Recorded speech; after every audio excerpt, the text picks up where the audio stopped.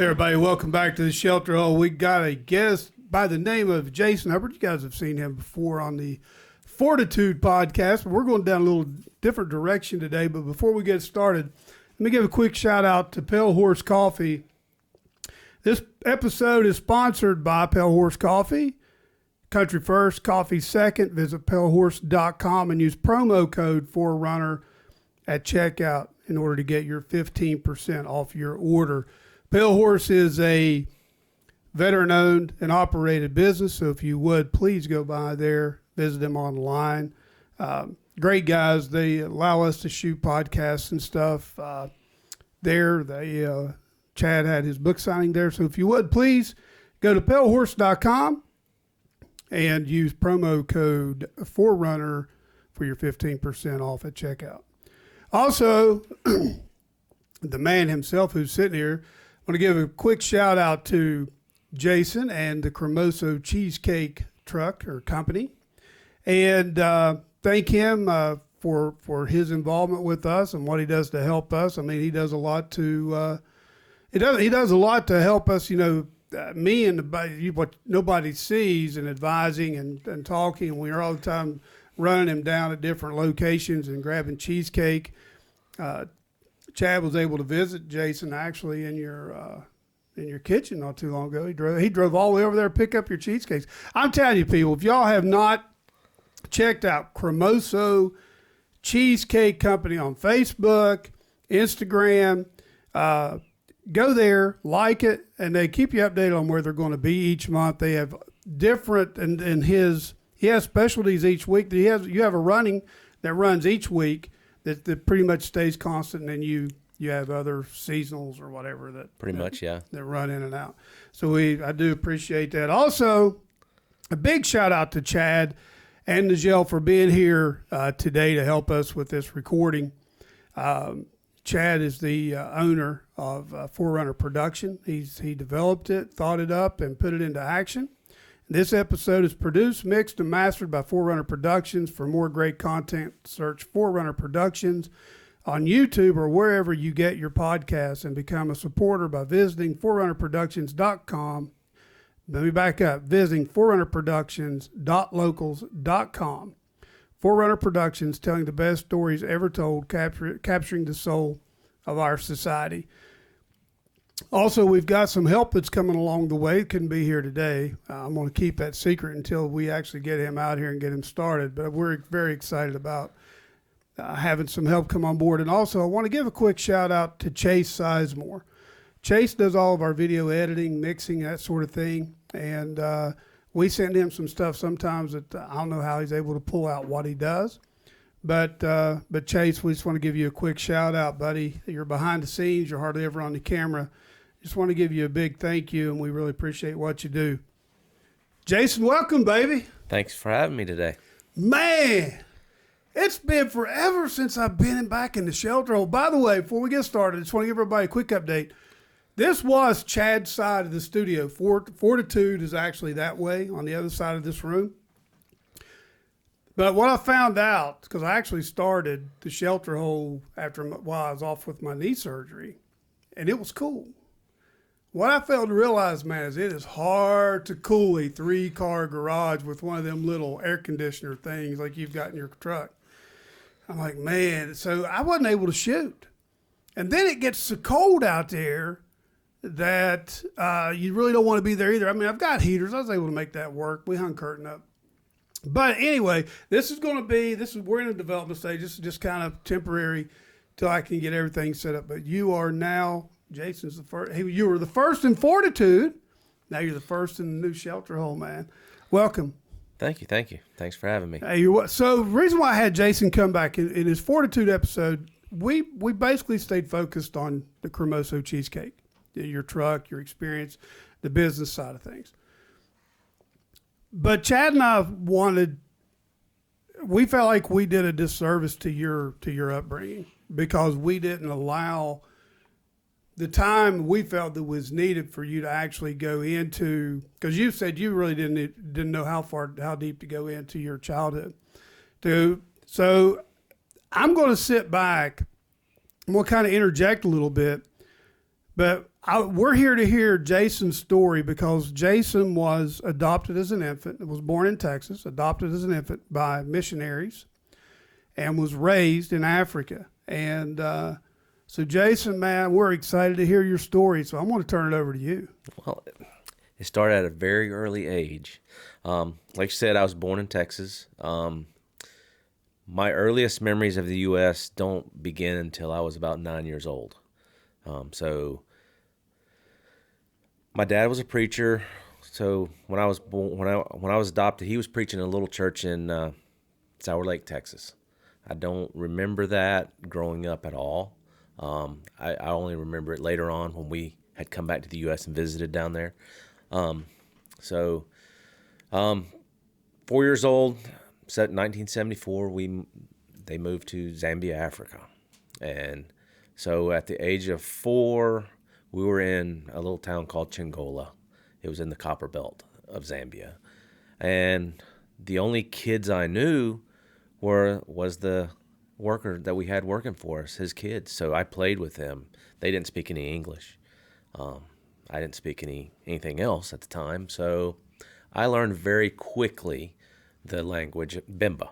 So while my parents were going through language school, I was already speaking the language. So they would come home. I would help them with their language studies at 4 years old. So wow.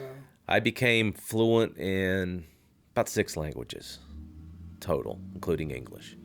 So I speak Bimba, Chinyanja, Lala. I spoke French, learned Spanish, and English. So multilingual growing up, and it was one of those, I had an accent growing up.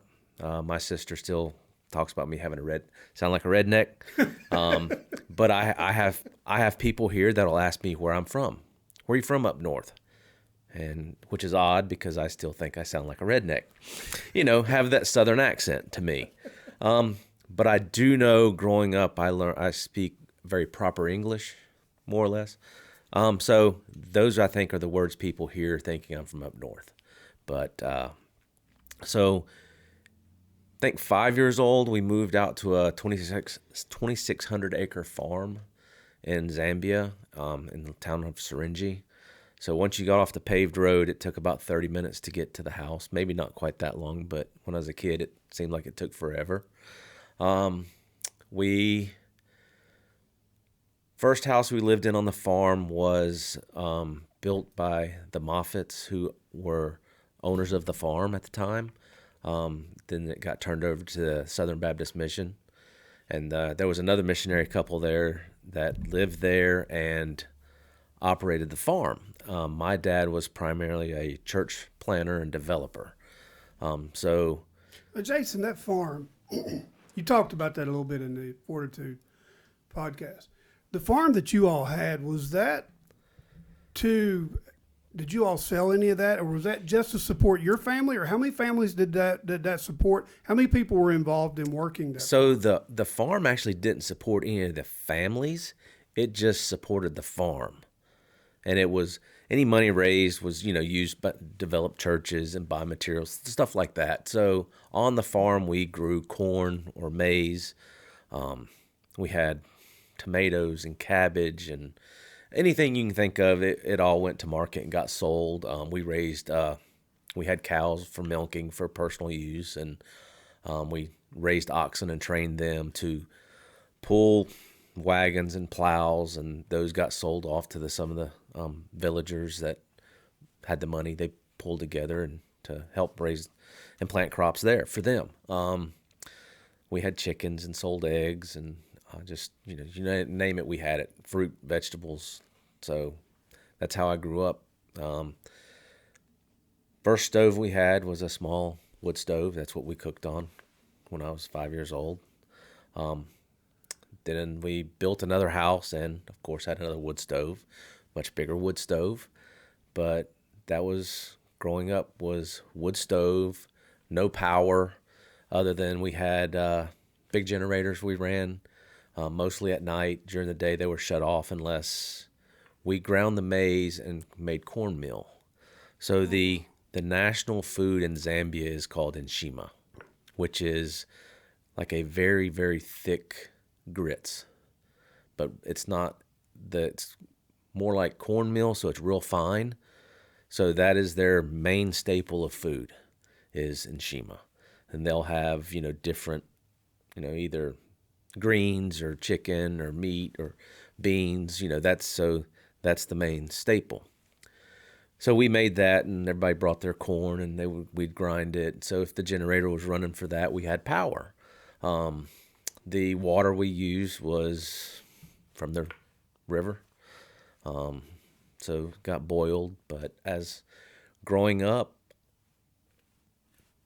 I was never at home, so if I got thirsty, I drank out of the stream. I had stomach issues for a while, got taken to the doctor. Wow. Doctor said, well, he'll either quit drinking the water or he'll become immune to it. Well, I became immune to it. So growing up, if I wasn't in school, I got up in the morning and I was gone. So I was on the farm. The other missionary family, their children were older than me and younger than me. So I grew up with the locals. If they ate it, I ate it. So there's not very much I didn't eat that... No, some other people would not eat for sure. That's, but I grew up and it was just normal for me. I didn't know anything any different because I was, we'd go out, so on the farm we had a soccer team. It was the farm soccer team. So we would go to different villages and play the village soccer team, and they would always ask, who's the white guy? And the guys, my friends, they would look around going, what white guy? Oh, him. Oh, no, he's one of us. And so, they played barefooted. I played barefooted, so that's just how I grew up. Learned to drive a tractor. I'm 9 years old, can drive. Pulled a tractor around with the trailer, hauling sand or stuff like that. We made our own brick on the farm. The locals helped us make brick, and they fired the brick to build our second house that we lived in.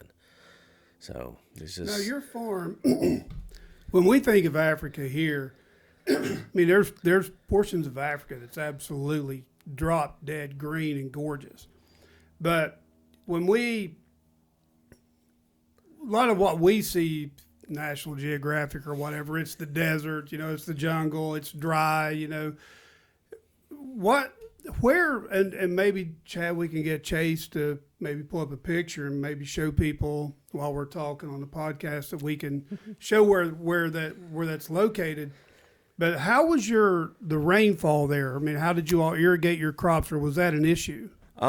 Irrigation wasn't really an issue.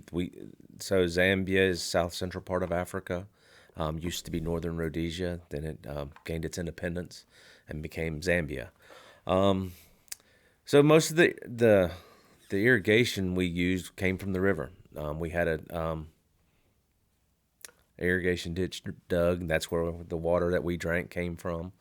Really? Yeah. So that's why you were having trouble with the water. Yeah. When you first got there, then. So. Well, he'll stop drinking it, or he'll get immune to it. So when you're in the middle of nowhere and you're thirsty, you got to have a drink. So.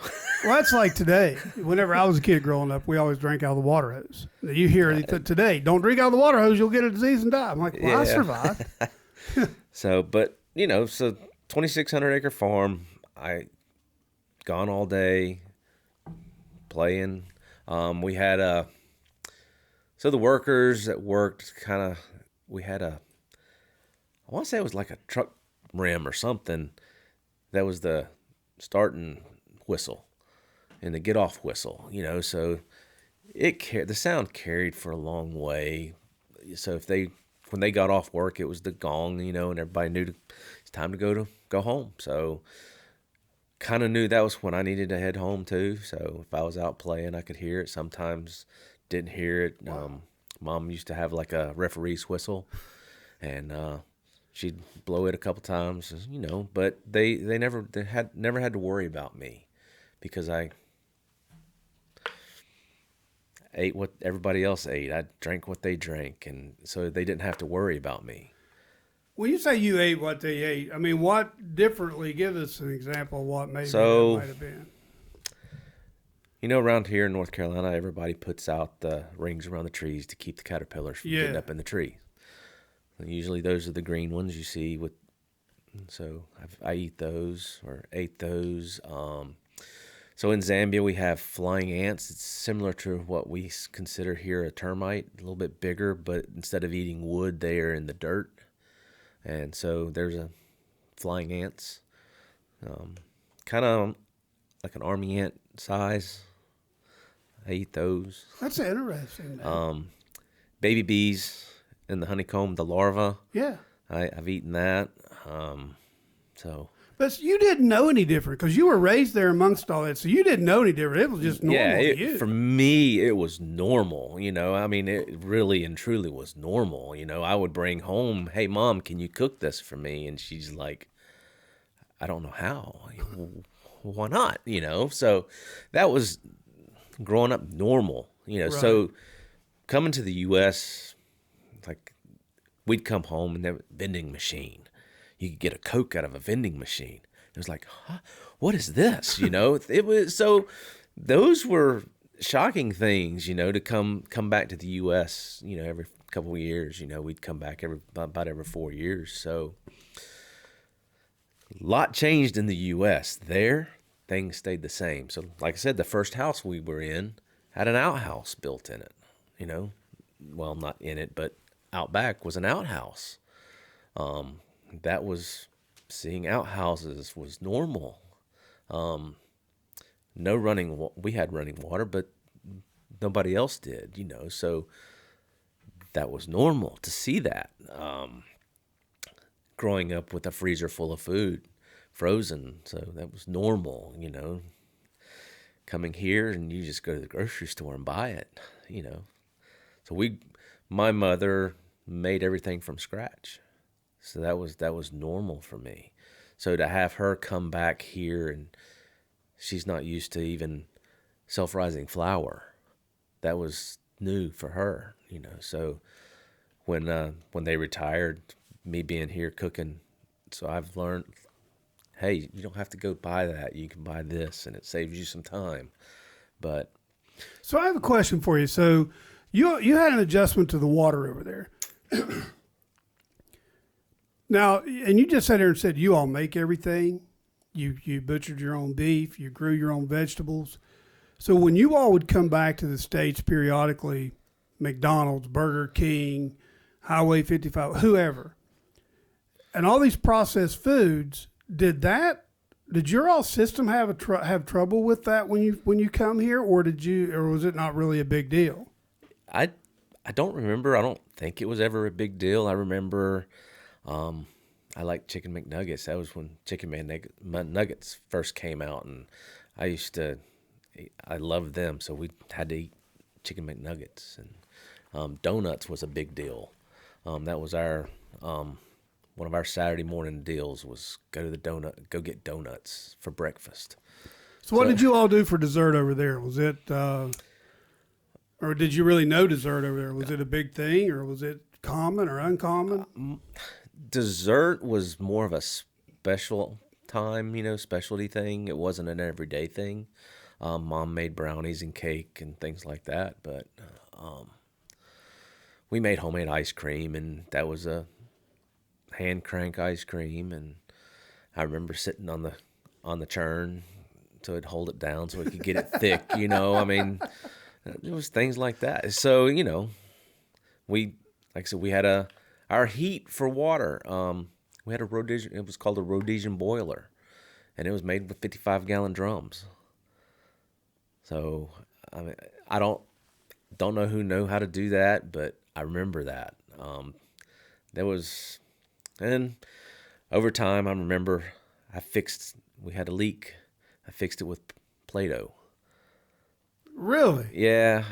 Don't ask me how I figured that one out, but a 55-gallon drum, when you start heating them up and they're in the fire, they get really brittle over time, and just sprung a leak, a little pinhole leak. I stuck some Play-Doh on there and it lasted, so. But yeah, so Who knew that? Hey, Plato, if you want to sponsor us, But yeah, so growing up for me, what I knew as normal wasn't normal. Not everybody grew up that way. And, like I would, 78, 79, I was in the third grade. We were here and living in Dallas, Texas, in a missionary residence. But I was already used to going and doing, so it was hard to stay kind of in my yard. Luckily, we were beside the church, and they had a big parking lot, so I used to be able to ride my bicycle in a big parking lot. But I rode my bicycle to school.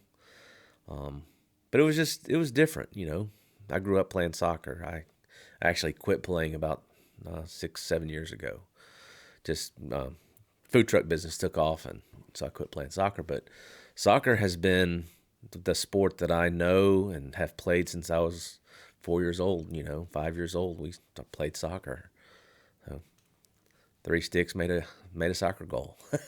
So now the kids that you played, because you were homeschooled over there, right? Homeschooled until, when was it, 79, 80, something like that. So middle school, junior high, or Yeah, right. I think 5th grade, something like that. I guess what I was wondering is, so the kids that you played with there, were it kids you went to church with, or was it just local kids around you? Because you said your dad was a church planter over there. So on the farm we had a church, and it was the Caldwell Farm was the farm, and it was the farm church, and it was the Moffats had built the church as well when they were growing, when they lived there, and so it was just, that's where we went to church mostly. There were times where we would go out. There was one of the churches, I remember, we had to have a 4-wheel drive to get to it. It was about 3 hours away from the farm, and it was an escarpment, and you had to creep down to creep back up it.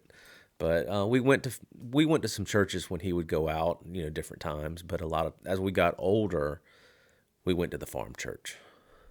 That's pretty cool. So some of the locals around the area, my friends, in particular, we, I sang in the choir in the church as a little kid. So did you? I mean, the culture over there. How did you? I mean, is it just something that you learned through the kids that you hung out with? Was it their parents when you'd go to their house? Or, I mean, when you came back to the States, because it's two probably totally opposite cultures, how did you react to that? I mean, was there struggles in adapting or from one to the other? So even to this day, there's things that I have to think about with the culture. So growing up there, so I'm a missionary kid. Parents are American. So I was the American, but then I leave the house. I became the Zambian. And so eventually those for me merged together. And as a missionary kid, diplomat kids, military kids, a lot of times when you're stationed in another culture, and you're from another culture, you tend to form the third culture. And there's a community called third culture kids. And so it's just one of those. You take the culture you're born in, you take the culture you're raised in, and then you make it your culture, which blends the two together. And so there you become a third culture kid. Wow. Yeah, Richie was that for a little while. I just find it very fascinating, because I know when we left here and went to Scotland, it was like going back in time 25 years. It was just totally, it was slow, laid back. And I told my dad, I said, you need to come over here just so you can go back in time. It's like a time warp. And we loved it. I mean, it was just different, and to be able to go and live in another culture in another country and to adapt to that and see how that operates was eye-opening. It's one thing to visit, like on vacation. you can go to the beach, you can go to Florida, you can go to Wyoming, California, wherever. You go there for a week and you think what you experience for that week is how things are there. No, when you go, a lot of people think, well, I want to go live at the beach. Okay. You go down there and fight that traffic 9, 10 months out of the year. You're just down there a couple of days fighting it. You do that every day when you're trying to go to work, go to the grocery store, take kids to school, go to the doctor, whatever. So for you to come back, and I was just curious of how that all meshed together when you came back. It was a culture shock, really and truly. I mean, so growing up, we had no TV until maybe I was 14 years old. Our family didn't own a TV. When we moved from the farm into the capital of Lusaka, and my dad became a teacher at the seminary. One of the neighbors had a TV, one of the other missionary families, so they had a TV. TV came on at 5 o'clock in the afternoon and went off at 11. There was one channel.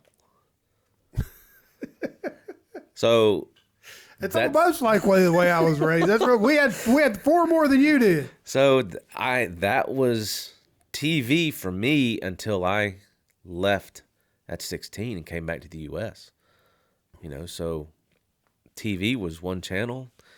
That was it. So there used to be cartoons come on in the afternoon. In the evenings, there might be an American TV show, The A-Team or something like that, but maybe 1 or 2 shows. And that was it, to watch. So the rest of the time, like I said, I was out doing something. There really wasn't enough there to keep your attention to get outside. There was more outside than there was inside. So, like I said, on the farm, I had free reign. I went wherever, did whatever, played, and so I learned growing up a lot of survival kind of things, like you would street smarts, but it was country smart. It was. I knew what to eat, where to find it. Get hungry. You're out in the woods playing. Oh, this tree has this fruit. You go eat it, and get full. Grew up eating mangoes. We climbed the tree and eat mangoes till we got tired of eating. So I'd have had trouble there because I didn't like mango. I guess if I got hungry enough, I'd eat mangoes, but I'm just not a big mango guy. So we had, guavas, oranges, apples. Later on, and right before we left the farm, the farm started growing coffee. So I got introduced to. Still don't drink coffee, but I got introduced to the coffee side of some businesses. The picking, the growing, the roasting, and the grinding. So I kind of, but I was still young, so I really didn't pay much attention. But I kind of, I have that little bit of knowledge, that not everybody does. That's. So when you left, how old were you when you all left the farm and went to the city? I left I want to say 80. I was in the 5th grade. I remember that. So when you went to the city, I'm sure that had to be a little bit of a shock too, compared to where you were. But did you miss the country when you went there? And was there, any time did you wish you were back there? Or were you really happy you all went to the city where it's a little more modern? I don't remember missing it. I had a motorcycle, dirt bike. On the seminary, it was large enough that I had built my own little motocross track, and so I did that. I still kind of went and did whatever I wanted to. Oh, cool. I rode a bicycle, rode a bicycle everywhere. But I spoke the language still. So parents didn't worry about me so much either, just because I could speak. And I remember one time answering the telephone, the man wanted to speak to my father, and I didn't understand his English.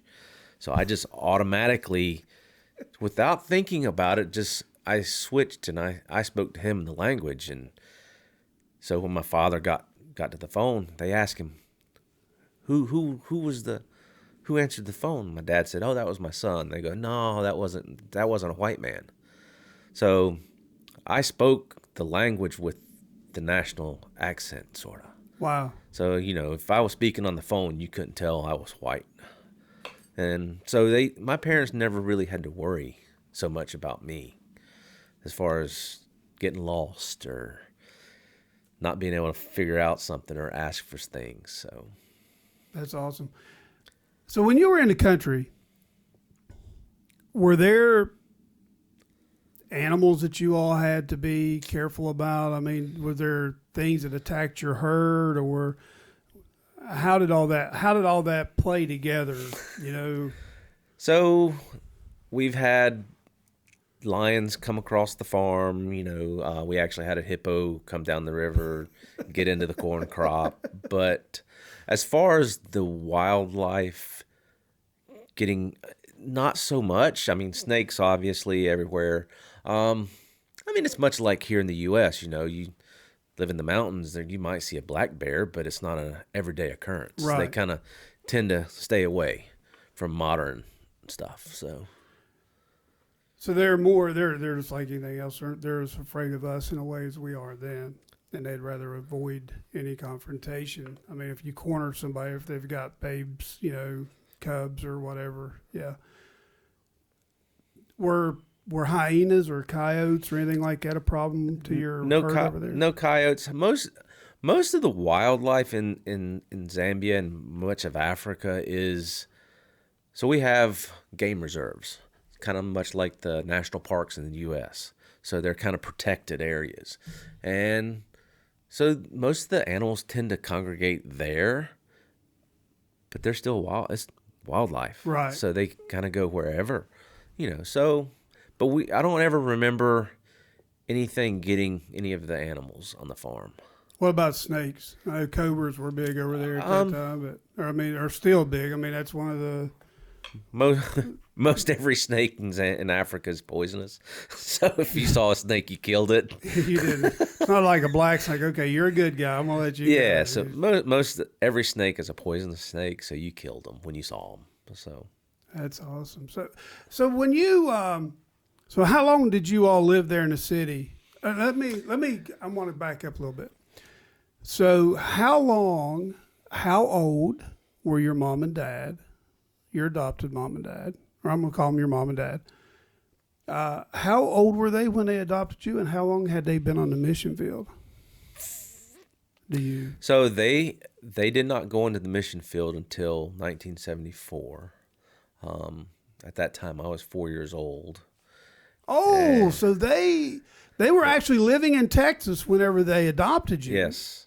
And my dad preached, went to seminary. At one point, he was a bookmobile operator. Cool. That's awesome. I remember those from when I was a kid. But so in 1974, they went to the missionary field. Don't ask me how old they are. I'm terrible with ages. No. I didn't know if they were really young. No, they were. So my dad's fixing to turn 80. So they were in their, I would say late 20s, early 30s, when I was adopted. So when did your sister come on the scene? So my sister is 4 years younger than me, or right at it. So just before we went to the missionary field, she was adopted. So, no, was she an infant as well when she was adopted? I have one memory, and I remember being at the hospital, waiting for them to give her to us, and I was peeking through the door, and that's the one memory I have, and and then it was off to Africa, kind of, and that's where my memories picked back up. So it's just one of those little memories, glimpses that I can remember. So the farm that you all lived on, how far was it away from the city, or the clearest, the closest, what we would call normal civilization, or? So the closest town was closest town, about an hour from the farm. And it consisted of really and truly the corner food line with the little strip mall could serve as the town. And you're not getting on 485 and driving there either, are you? No. So, and that's one of the things I remember, growing up in Africa is, there was one road. One road went west, one road went north, one road went south. So there was no going from the farm to the southern province through the country. You basically had to drive all the way into the capital and then take the road that went south. So, and it wasn't just vehicles on the road either, right? I mean, you could have had people walking, cars, bikes, motorcycles. I mean, horses. I mean, not so much. That was one of the things. The horses were not so much people used, other than more of the expectorates. They had horses, so not a lot of locals had horses. So it's not, like you'd go in the Amish country and see the Amish and buggies, going around. It was more, if they had any animals, it was cows. Wow. So. So when did you? So you were in the cities there in Africa. So how long were you all there before you came back to the States? So I actually left in 1986. My parents continued to be missionaries, and they stayed there until probably, it's been about 15 years ago now that they actually retired. So I came back to the U.S. and so I was going to the International School of Lusaka. So we called it ISL for short. And most of the missionary kids had gone there, but it was an English system. Getting teachers at the time when I left got very hard. So the quality of teachers and the education was declining rapidly. And so that was one of the reasons I left. The year before, I had chose to stay at ISL instead of going to the boarding school that all the missionary kids had been going to, which was RVA, which was in Kenya, a Rift Valley Academy. So then the next year, when I needed to go there wasn't a place for me. So they were full. So I ended up coming to the U.S., and I went to Fork Union Military Academy in Fork Union, Virginia. Don't blink, you might miss it. But it was, we had visited there. Their main thing was, it was a one-subject system. And so one subject for 6 weeks, and then you were done with math, and then you moved on to English. So it helped you get the grades you needed, but it was also hard to retain the knowledge, because this year might be the very beginning of the year you take math. The next year it might be at the very end of the year. So you had a full year to forget everything. Yeah, I'd be done, man. But so it was good. I mean, I still fold clothes the same way, Oh, I do too, from boot camp. It gets in there and it stays there, so, but, growing up, it's different, for me. Not normal. Happened to one of the missionary kids. So South Africa was much like the U.S., and so we used to travel there, buy vehicles there, transport them back. Met a missionary kid, missionary family there. He just happened to have the same birthday as me, same age. Both of us ended up at Fork Union Military Academy. Didn't know either one was going to be there. We just happened to pass each other on campus one day. Talk about a shock. Whoa, what are you doing here? Yeah. But while I was there, for me growing up like I did, not knowing anybody in Virginia, I had the permission, I should say, not the ability, but I could go home with whoever I wanted to. So one of my friends, he's a truck driver today, Joe Baker, and his family, they're African American. But I went home with him, and we went to church one Sunday, and his mom, apologized to me after church. I'm thinking, why? And she said, I'm sorry. I hope you weren't uncomfortable being there. What do you mean? Well, you were the only white guy. I was? So that was, from growing up, that was normal. It was not something I saw as being different. So being the only white guy in church was normal. You didn't see color. So yeah, so it was different coming here sometimes and going home with different people, seeing different things that I didn't see or was exposed to growing up. What you had come to know as normal wasn't normal anymore. Yes, very. It was a lot of different things. You go to somebody's house, you're going to do what? You're going to watch what? Yeah, I can only imagine. So,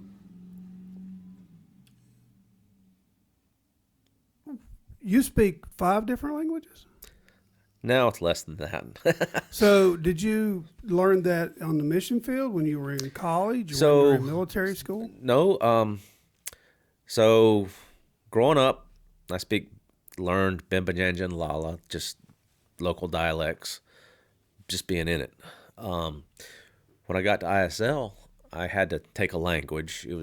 I had the choice of German or French, and so I chose French. By in the English system, you start learning a language early on. So in grade school, you started learning French.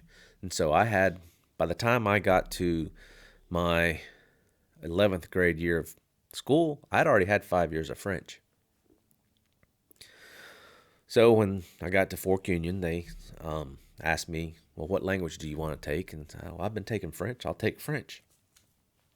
Okay. And so got to talking. How many people's going to be in class? Oh, just you. How come? Well, you've already had 5 years of French. Everybody else is just starting. Okay, I'll take Spanish.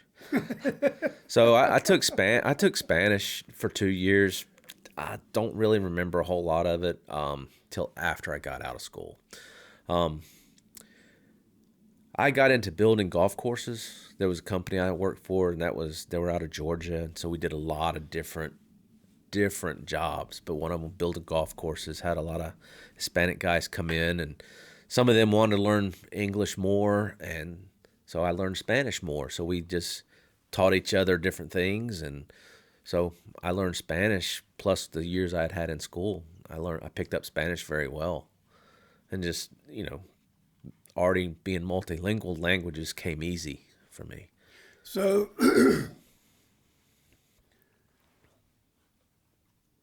when you were now, did you go to college? I did. You took some briefly, college. yeah. Now, during all this time, you're still playing soccer, correct? Correct. And so you traveled. It was like a semi-pro team, or? So this was it was a club level soccer team. We played. We traveled all over the country playing, but this was in Texas at the time. So, the college I chose when I was at Fork Union didn't have a soccer team. It had a basketball team, so I actually had a walk-on scholarship playing basketball. So I actually played basketball with the team for a while, but still tried to play soccer. And got to traveling. Never liked school, so I ended up dropping out of college. I actually had Gardner Webb offered, scholarship. Had Wake Forest had offered me a scholarship, but for whatever reason, I went to Texas. Don't know why. I went to Texas, Beaumont, Texas, Lamar University, but briefly. So, but I, played soccer, played football in high school some, played in the 7th grade. I was good at it, but just didn't grow up with it, so it wasn't my first love sport. Soccer was, so I chose soccer. So when you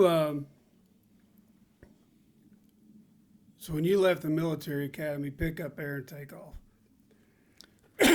So left 18 years old, just so happened, graduated. My parents were due for furlough, so they came 1998. They came back to the U.S. We settled in Beaumont, Texas, a little town actually in Silsbee, just outside of Beaumont. That's where the one college I applied to was in Beaumont, so that's where we chose to live that year. Kind of got away from college, playing soccer, traveling. During military school, I had gone home with another missionary family, gone to their house. Their son had been writing a girl as for a church something to do with church and GAs. And I got her address. I started writing her during military school just to have something to do and read. And so, long story short, how I got to North Carolina, she ended up getting pregnant. And so I moved to North Carolina. My parents actually went back to Zambia, and I moved to North Carolina. So you've been here ever since. Been here ever since. So where